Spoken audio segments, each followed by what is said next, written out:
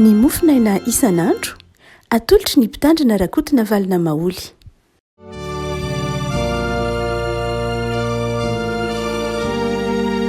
Faly miarahaba antsika revako malala tratra ity zoma fa 4 ny volana jona ity. Ny mofinaina voalahatra ho antsika anio dia ny boky ny apokalipsy toko 12.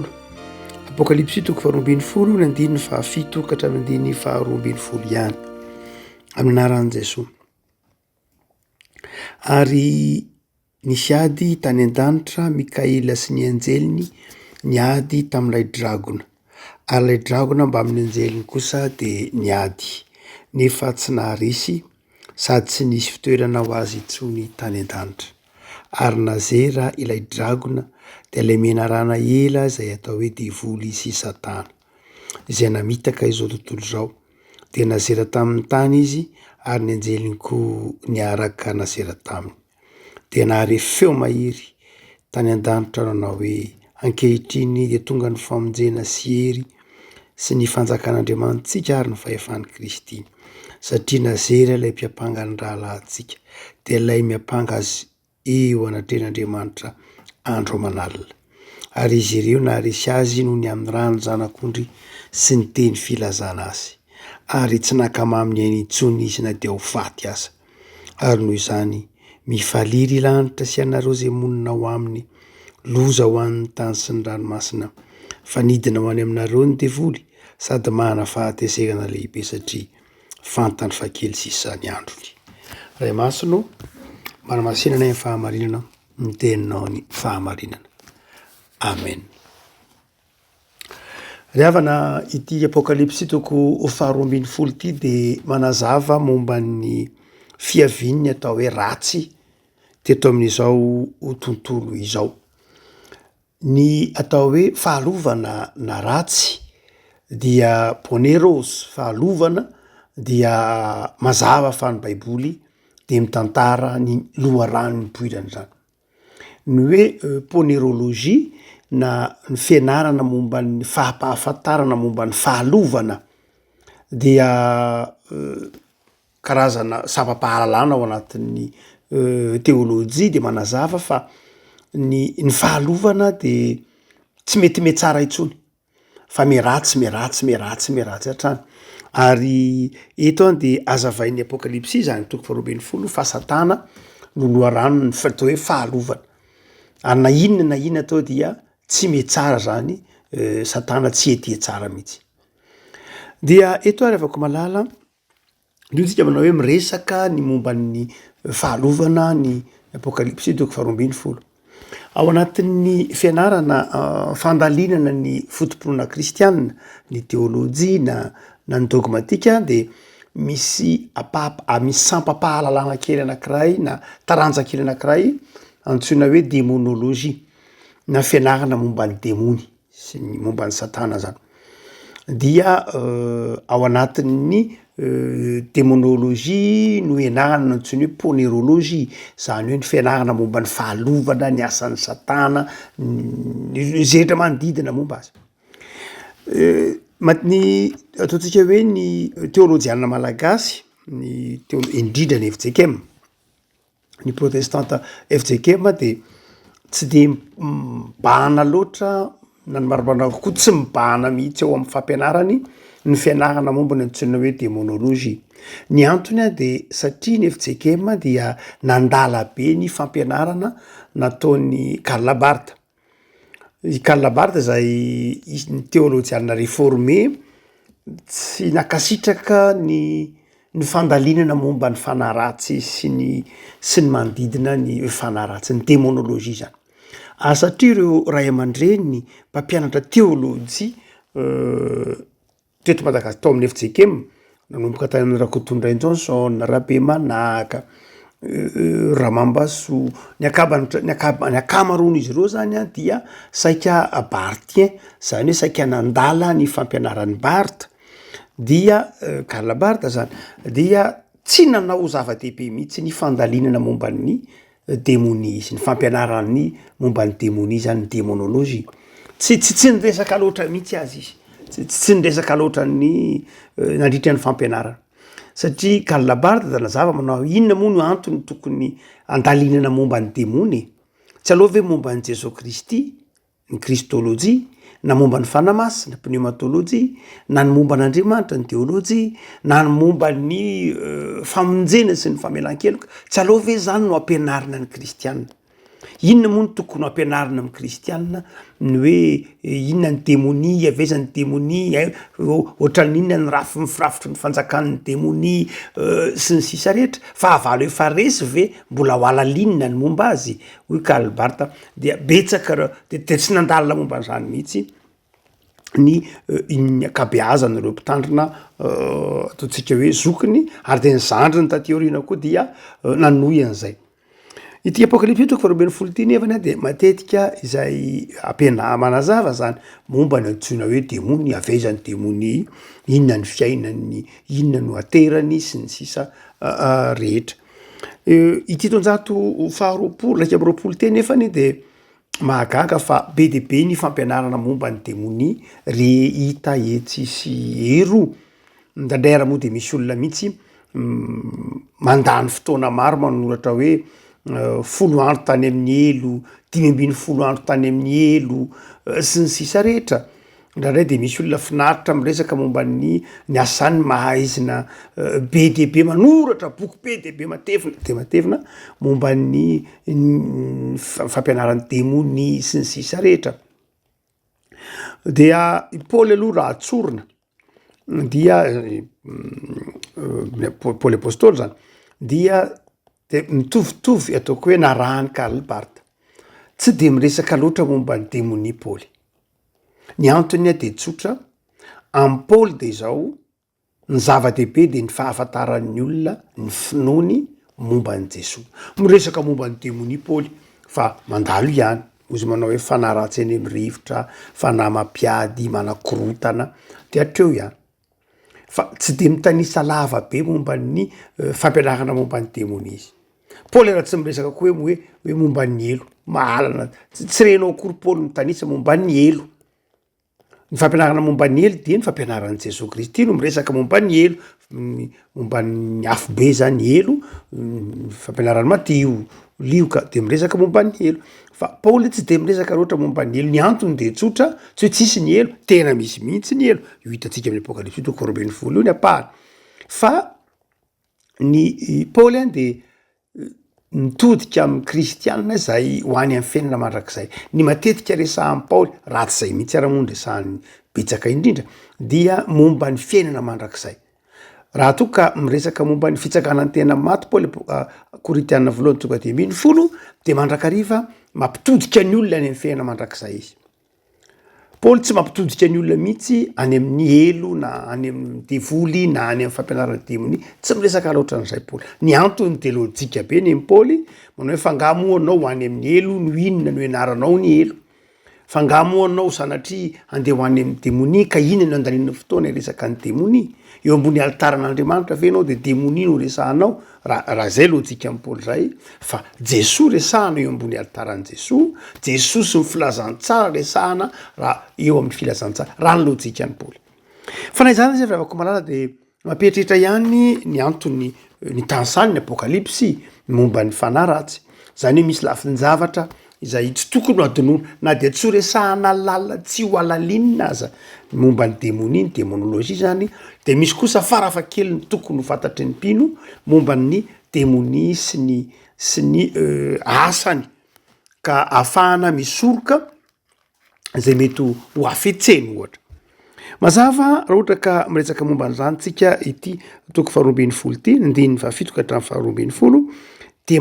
de mazava fa ny demonia dia tsy inona akory fa anjely zay nivadika anjely zay nikiomy tamin'Andriamanitra ary nikiomy tamin'Andriamanitra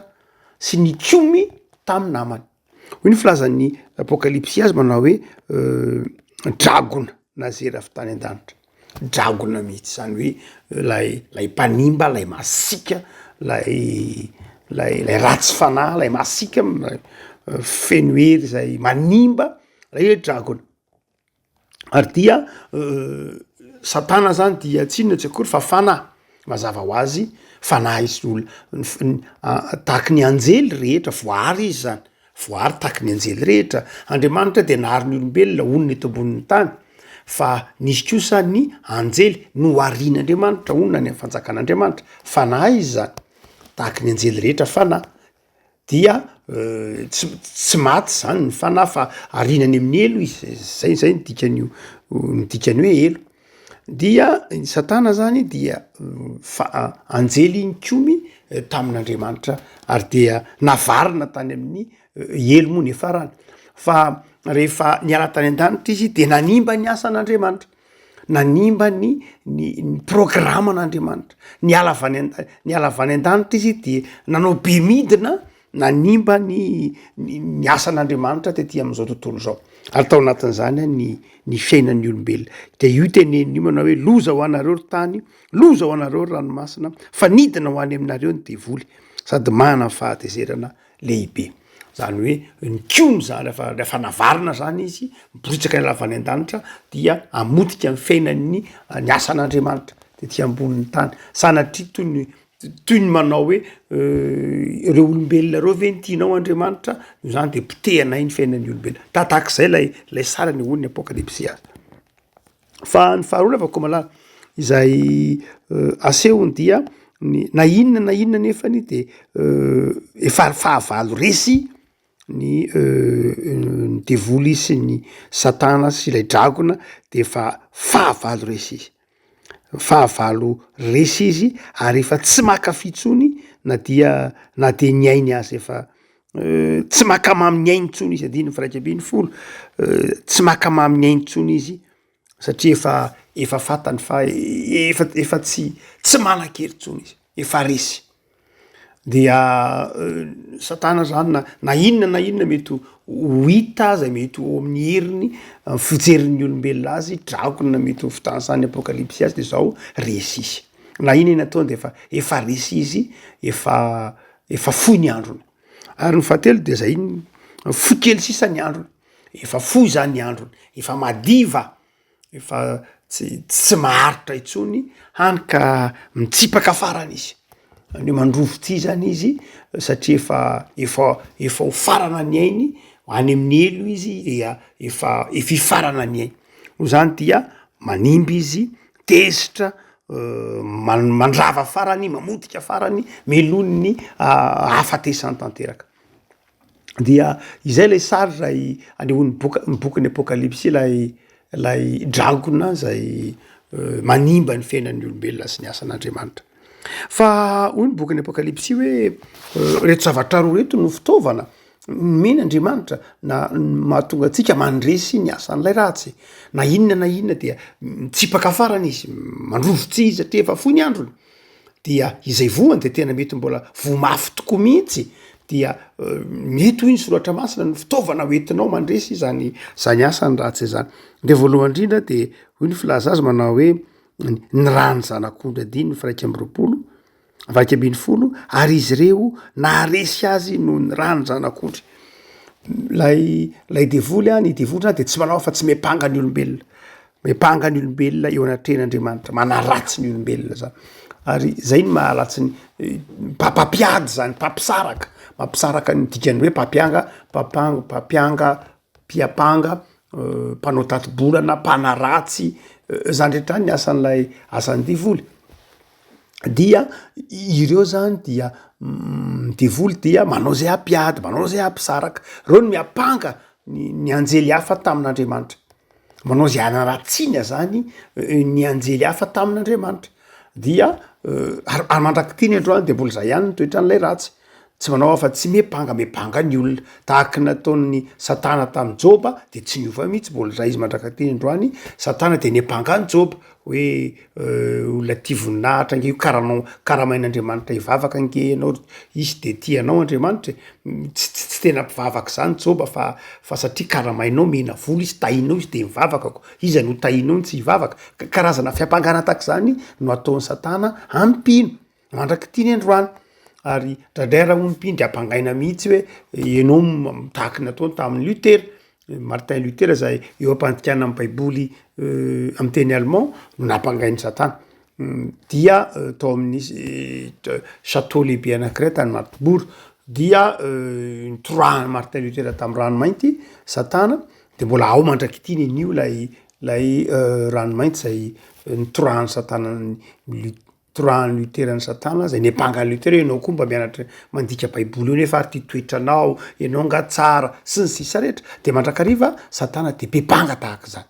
de inona ary no fitaovana men'Andriamanitra atsika de hoe ny filazan'ny tompo azy eto hoe apokalipsy eto manao hoe ny rany zanak'ondry ny rany Kristy dia fitaovana na ataontsika hoe tsy fitaovana ihany fa hery lehibe ahafahantsika mandresy ny fiampangan'ny ratsy.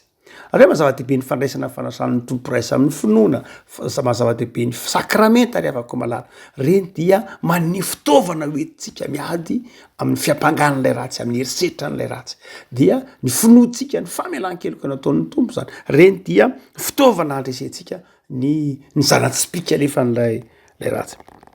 Fa ny faharoa fitaovana lehibe hoy ny filazan'ny apokalipsy ny firaikebin'ny folo dia ny teny filazana an' Jesosy zany hoe ny toroteny ny teny filazana an' Jesosy tsy ny hoe ny rany zanak'ondry ihany zay zava-dehibe fa ny faharoa ny teny filazana momba azy inona moa ny teny filazana momba azy ny toroteny ny filazantsara ny fampianarana reny dia mandresy ny fitaovana hoety mandresy ny ratsy tsy hoe akory zavatra mandalo fotsiny reny hoe toroteny enondry reny de afaka malala na reny fampianarana rehetra reny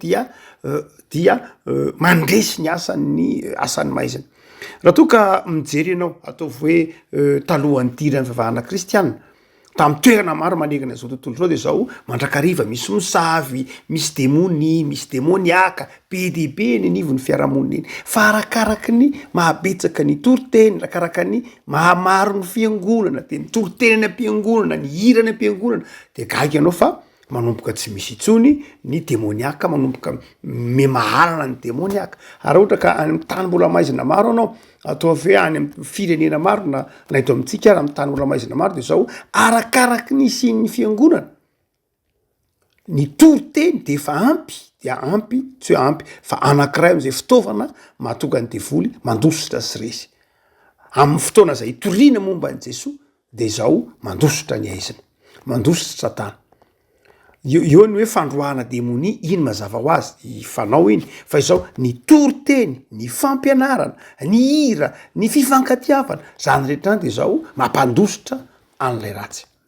dia hoeto ny apokalipsy manao hoe ataovy any am-pelantananao raha ny teny filazana momba an' Jesosy ny toroteny ny vavaka zay fitanisana momba ny fandresen'i Jesosy momba n'Andriamanitra sy ny fitiavan'i Jesosy mombamomba an' Jesosy reny rehetra reny dia mampalemy ny Satana ary mahatonga ny Satana tsy te ho velona tsony azy hoy ny filazan'ny apokalipsy azy. Afaka malala ity apokalipsy ity zany de mampianatra antsika lafin-javatra roa ara-panahy. Ny voalohany indrindra de zao ny ahatserovanao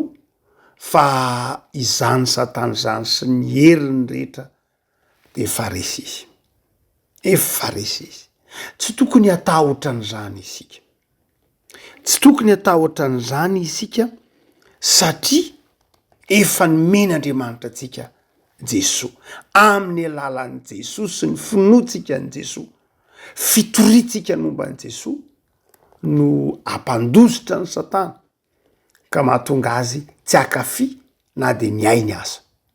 zany afaka malala torio ny filazantsara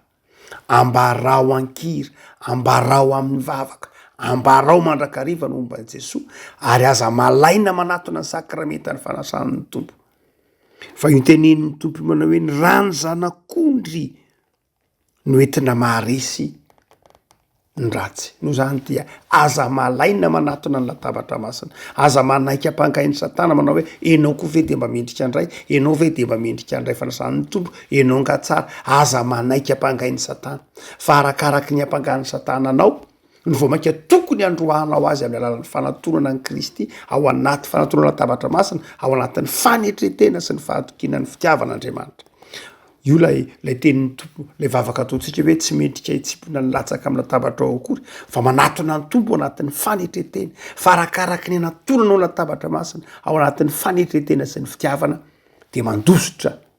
lay ratsy tsy tokony isy mpandraifanasran'ny tompo alaina andray ry avako malala fa fitaovana lazena azy io lazana azy hery lehibe men'Andriamanitra atsika hoety mandresy ny asan'ny fahavalo ny rany Kristy zay tsarotsika manokana amin'ny alalan'ny sakramentany fanasran'ny tompo fa ny faharoa lehibe ry avako malala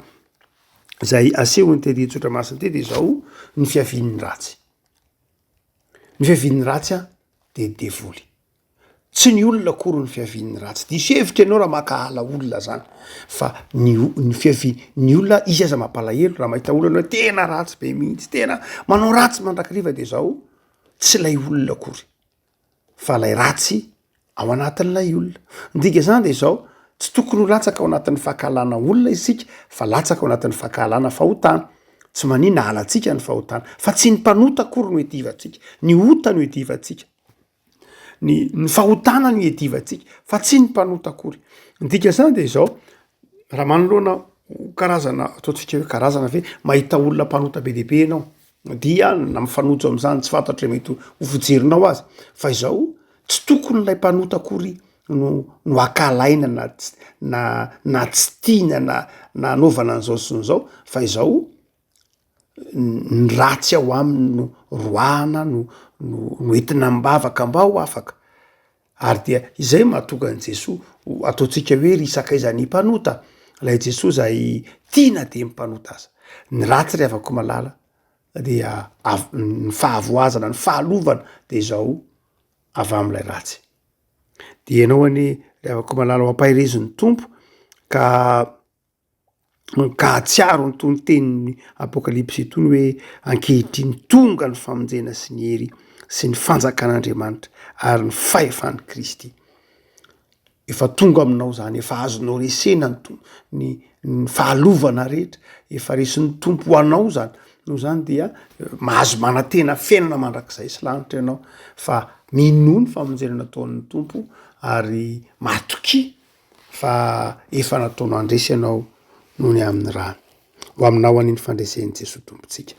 ivavaka sika tompo ao misaotra anao zahay fa efa nomenao anay ny fitaovana rehetra hoety mijoro vavolombelona ny teninao ny soratra masina ny sakramenta zay natolotra ao anay de fitaovana sarobidy famantarana hita maso maneho fahasoavana tsy hita maso hoentinay mandresy ny asan'ilay ratsy efa fahavalo resy ilay ratsy fa ny fiainana kosa nefa ampanantenainao anay dia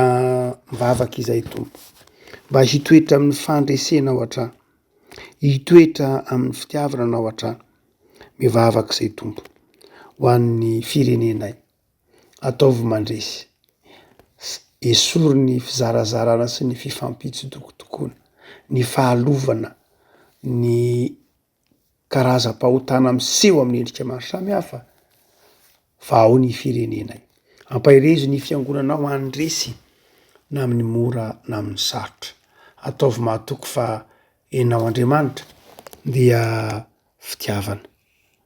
ny rany Jesosy anakao any anafaka ny tanindrazanay ary ny filazany tsaranao any hotorianay manerina izao tontolo zao jereo tompo ny fiainana isan'andro jereo ireo mpianatra ao anatin'ny famaraparanana ny enim-bolana voalohany amin'ny taona hiatrika fanadinana jereo ny tanoranay afao jereo ny firenenay ampahirezo jereo ny fiangonanao ho vavolombelonao amin'ny naron Jesosy Kristy mpamonjy amen.